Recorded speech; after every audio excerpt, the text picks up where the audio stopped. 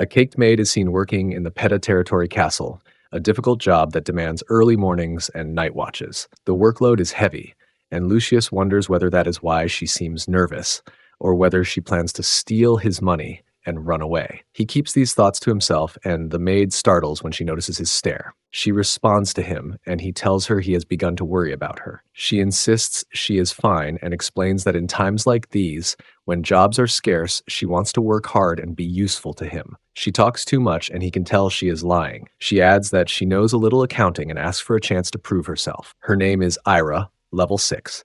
Her real skills include fraud, accounting, stealing, and acting as a maid. Her tired behavior is never the real reason that she has planned to betray him from the start. Lucius sighs and thinks he has no choice but to handle her carefully. Sometime earlier, he used to play a game called Heroine Legend, where he became a warrior and trained hard. One day, he wakes up and questions what is happening and where he is. He soon realizes he has become one of the characters inside the game. He wonders if he is dreaming, then tries to understand how he ended up turning into the most frustrating and foolish character. He pinches himself and tries to grasp why he has become this man. He already knows exactly what is supposed to happen to this loser. First, the maid will scam him. Then he will lose his crush to an awful man. After that, his tenant farmer will commit fraud.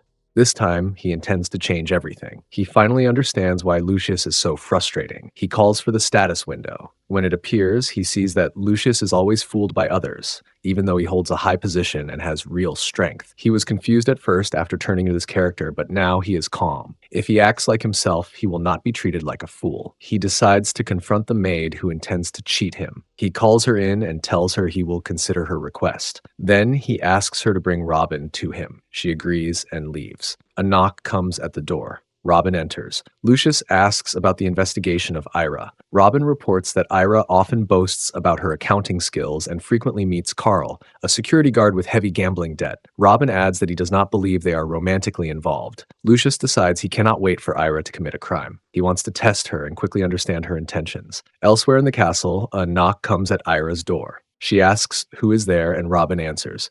She opens the door, and he tells her he needs her help. She agrees, and he explains that they need to visit a cellar. They head to the market together. Ira examines the item and notes that the password is easy to guess, saying it was rattled. Robin tells her to hold the other side of the desk and warns her not to scratch anything. Ira asks about the price, then notes she doesn't need to account for something like this. Later that night, Ira and Carl sneak into the castle. Carl admits he does not feel good about what they are doing. Ira tells him the former lord must leave an article and that they will be in serious trouble if caught. She reminds him she is on night duty and that dawn is approaching. She warns him that if he keeps acting scared, he should leave, since she can handle everything on her own. He apologizes, calls her the best, and assures her he trusts her. She rolls her eyes and tells him to take the candle while she works on the lock. Carl agrees. She quietly adds that after this job, she plans to cut ties with him. After some effort, the lock opens and they rush inside. She tells him to leave the candle on the table. Carl obeys. She looks around and whispers that she has found the treasure of a fool. Carl gasps and says that with this, they will never have to work again. At that moment, the Lord strikes Carl with a weapon. Carl collapses to the floor. Ira panics and drops to her knees, begging the Lord for mercy. She trembles as she pleads for him to spare her. He looks at her calmly and tells her to leave Carl where he is. He adds that Carl is probably having a sweet dream right now, as if the blow means nothing to him. Later, Ira lies on a bed in a guest room. She suddenly wakes to find the Lord standing beside her. He notes that she is awake. Startled, she sits up and begs him not to hurt her. He reminds her that he trusted her, yet she tried to steal his father's belongings. She pleads again, her voice shaking. He places a hand on her shoulder and explains that, by law, he should execute her, but he intends to give her a special chance instead. She asks if he means to forgive her without punishment. He shakes his head. He tells her he plans to put her through an intense training session until she learns her lesson. As a priest, he says this is already a generous punishment from her lord. He holds the fabric of her sleeve and asks if she thinks this looks like some kind of forced training. He tells her it is discipline for her crime. Ira, frightened and overwhelmed, stammers for him to stop. He replies that he will simply kill her the moment she shows even the slightest resistance. She freezes, then quietly admits that the punishment suddenly sounds far better. He tells her to smile for him and reminds her that if she dares to cry, she already knows what will happen. After that, the discipline training session begins. After finishing their cardio session,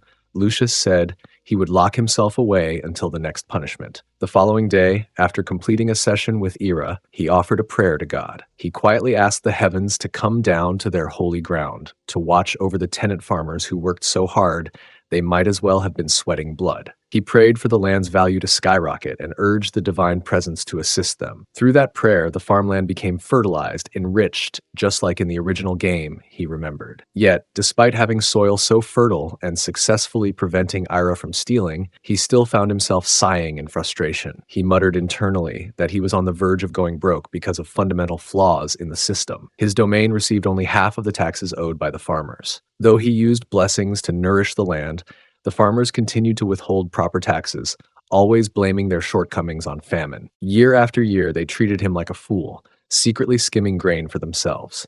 Even with the landlord sinking into debt, the farmers and their families showed no concern. Lucius found himself staring at his records, convinced his balance sheet was a complete mess. He felt as though the tenants truly believed he was a loser. Something, he sensed, was definitely going on behind his back. Standing by the window, deep in thought, he suddenly caught sight of a wagon rolling into the estate lawn. Recognizing it as a food wagon, he murmured that they must finally be here to pay their taxes. Grabbing his cane, he decided he had better go and have a talk with whoever had arrived. He headed toward the lawn with Robin at his side. A farmer stood waiting and greeted him politely. Lord, asking about him. Lucius replied that he was fine and asked how the man himself was doing. The farmer joked that he had a fat tummy. Lucius eyed him closely and thought to himself that anyone with 3 slaves must be skimming profits, clearly a tax dodger. He wondered aloud what the man's name was and decided he should check the farmer's status directly. The farmer then explained that they were facing yet another year of famine and insisted that the little they brought was all they could afford to pay. Introducing himself, he said his name was Gilderi Balfa, level 10, a tenant farmer whose peculiar talents included illegal accumulation, obesity, and skillful tax evasion. He promised he would do better next year. Lucius couldn't help but laugh. He announced that they should go inspect the land he had lent to Gilder. The farmer panicked and asked what was wrong. Lucius then ordered Robin to bring his horse. Gilder desperately protested, repeating that he would improve and pay properly. But Lucius simply insisted that they were leaving now. After some time, Lucius and the others finally reached the tenant farmer's land. The farmer pointed ahead nervously, insisting that this was the place. Lucius noticed nothing unusual at first and ordered him to open the door. The farmer hesitantly explained that the house was in disarray because he had recently brought in a few barmaids. Lucius ignored the excuse and began walking toward the house, but the farmer tried to stop him, pleading, "Wait, Lord." Lucius refused to listen. He pushed forward, broke the door open, and stepped inside. 3 boys stood frozen in the room, and the farmer immediately begged for mercy, insisting that he had done nothing wrong. Lucius questioned why the man was pleading if he had committed no wrongdoing. The farmer tried to correct himself, saying he meant only that he had nothing to hide.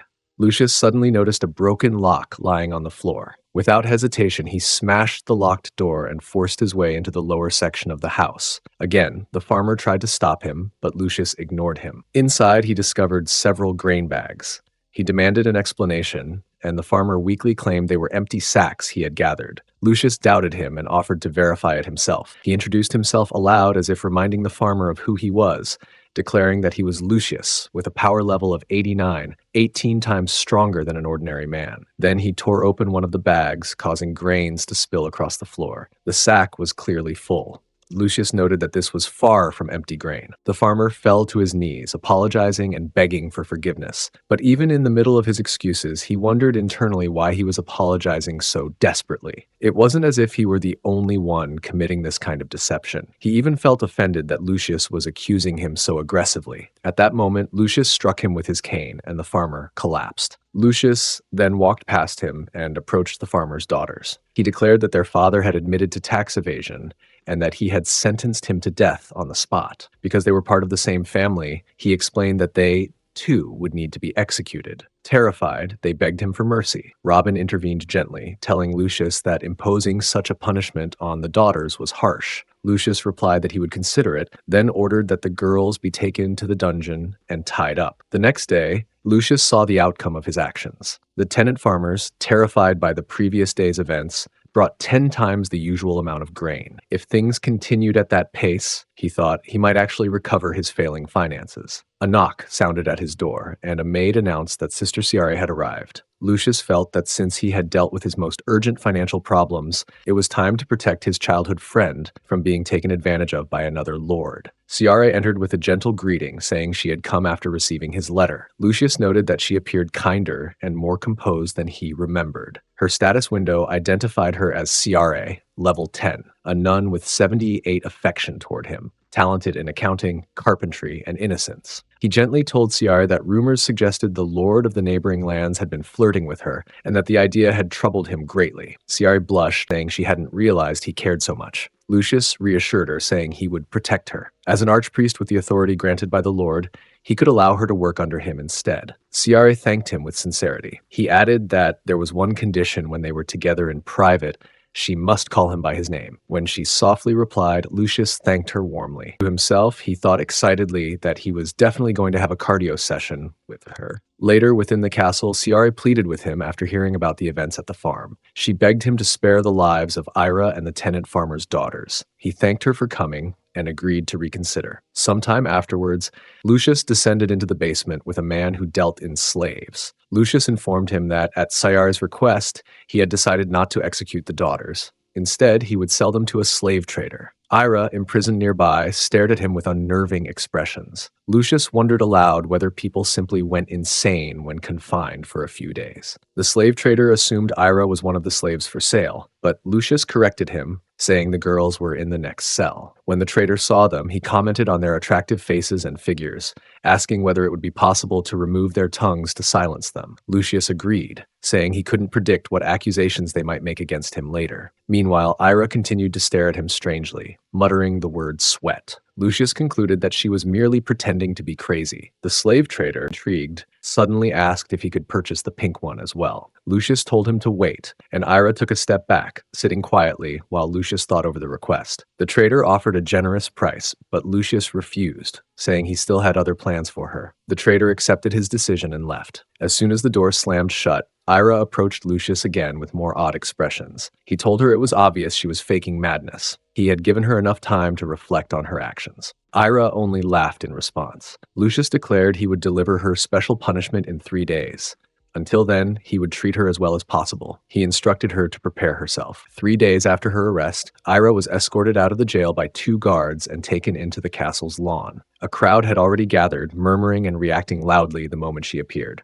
As Ira looked around, she told herself she had been worried about some harsh, unknown punishment. But instead, it seemed she was to be paraded publicly with a sign declaring her a thief. She scolded herself silently, thinking she should never have acted irrationally before she could have waited patiently. She intended to reclaim her dignity one day, perhaps even tarnish her accuser's reputation. Clever rumors. Lucius stepped forward, raising his voice to the people. He announced the start of Ira's punishment, explaining that she had committed a crime and needed to face consequences for repentance. If she endured the humiliation and completed the march, the crowd was still expected to treat her as a human being. Then he ordered the guards to bring her forward, removing the fabric that concealed her identity. Ira was stunned by the sudden exposure and the hostile atmosphere around her. Lucius declared that the people were free to express their anger verbally so long as they did not harm her physically. Ira panicked as she realized the situation was worse than she expected. Lucius added that if she collapsed or refused to continue,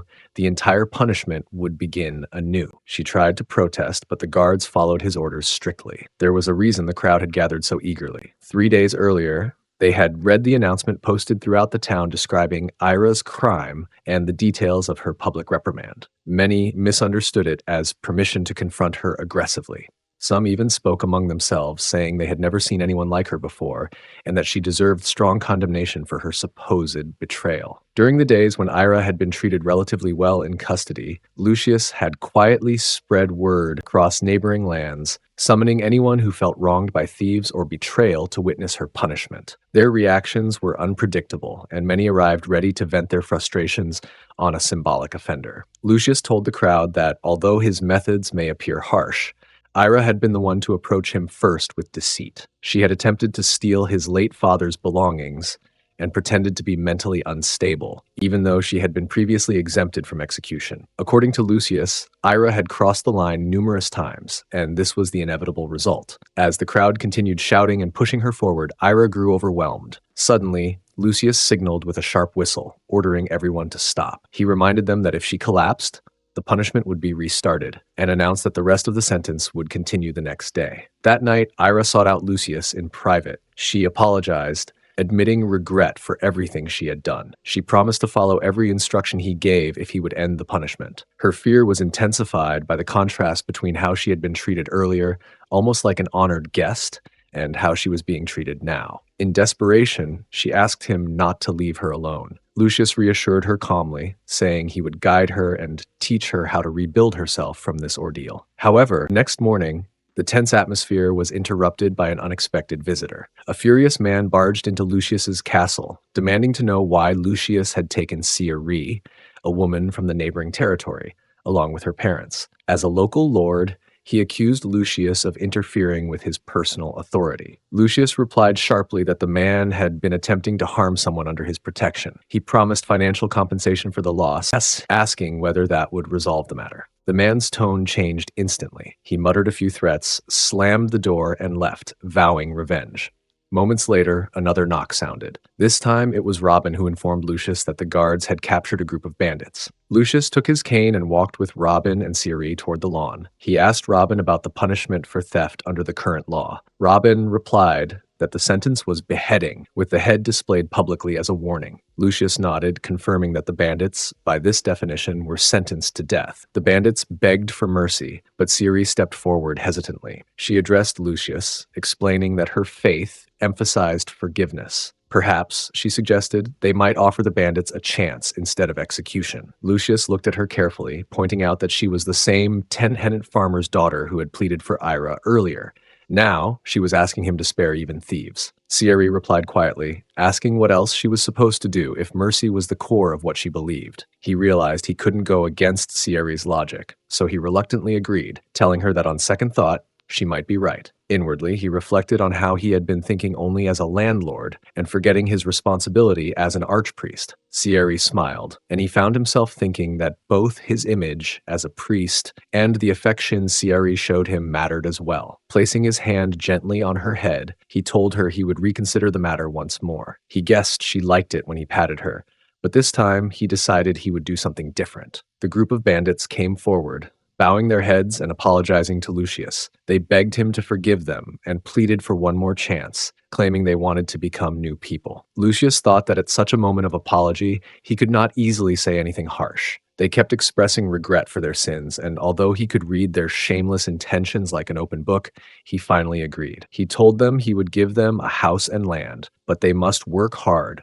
rebuild themselves, and take part in religious duties. The bandits thanked him earnestly and promised to try their best. Lucius, however, muttered to himself that there was no way these thugs could truly change so easily. He then turned to Cieri and asked her to look after them. He reminded her that they were still connected through her, but he warned her not to make him regret this decision. Resting his hand on her shoulder, he remarked that their relationship was about to change forever. Meanwhile, as expected, the amnesty granted to the thieves quickly became a major issue. When the bandits returned to the village and greeted an old man, he angrily questioned why they had been given houses and farmland. One of the bandits said the person in authority had granted them amnesty and asked whether the old man wanted the reason. The old man protested, saying his lord must have lost his senses to give such a favor to trash. Enraged, the bandits demanded to know who he was calling trash. One of them, known for his temper, stepped forward aggressively. The guards tried to stop the escalating argument, ordering everyone to step back. The bandits insisted they should be left alone since they had already received permission. The old man taunted them further, telling them to bring it on if they weren't scared and demanding that they leave the town at once.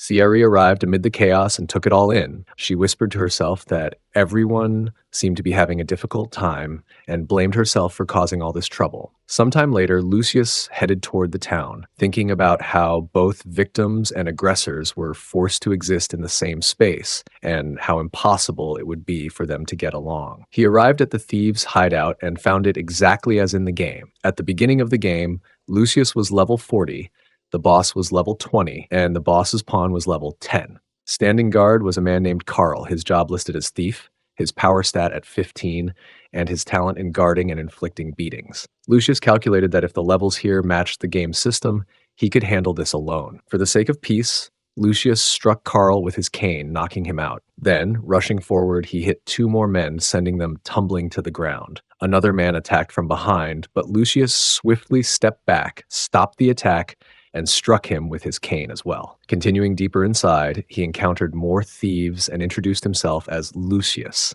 the landlord of Pedaland. When they mentioned that 3 of their group had surrendered recently, Lucius cut them off, insisting they not interrupt him while he was speaking. One of the thieves asked if Lucius needed a favor, and another enthusiastically asked what it might be, promising to do anything for him. Lucius ordered them to threaten the 3 bandits, forcing them to sell their houses and return to the hideout. If they succeeded, and if they left Saori alone, he would spare their lives and never pursue them again. The thieves agreed eagerly, promising to do their best. But by the next evening, the thieves betrayed him. When Lucius arrived, they pretended to be surprised, asking why he had come. He told them plainly that they had betrayed him. Without hesitation, he killed them and returned home, after which he ordered the knights to dispose of their bodies. Back in his room, he stood by the window, hoping that Saori would realize something important from all this. Just then, there was a knock at the door, and Saori's voice sounded from outside asking if she could come in. He allowed her to enter. Seeing him, she immediately asked if he was all right, explaining that she had rushed here as soon as she heard he had fought with the thieves. He told her that the bandits had tried to run away,